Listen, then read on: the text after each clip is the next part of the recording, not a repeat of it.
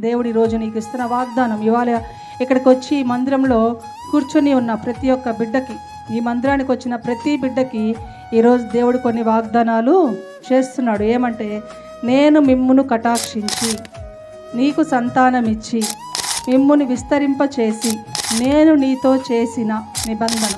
ఏంటి నిబంధన అంటే, నీకు వచ్చిన వాక్యం ఏదైతే నీకు వాక్యం దేవుడు ఇచ్చి ఉన్నాడు ఈ సంవత్సరం, ఆ వాక్యాన్ని, ఆ నిబంధనను స్థాపించేదను.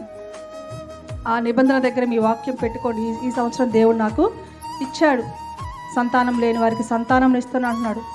మనకి సంతానం లేదు కదా. సంతానం అంటే ఏంటంటే ఆత్మలు నడిపించడమే మందిరానికి. హల్లెలూయా. కనీసం ఒకరిద్దరైనా మనం కనడానికి ప్రయాసపడదాం. దేవుడు నీకు సంతానం ఇస్తానంటున్నాడు, కానీ మనము ప్రయాసపడాలి. సంవత్సరంలో అంతా మనం పోయిన సంవత్సరం అంతా సువార్త చేశాము.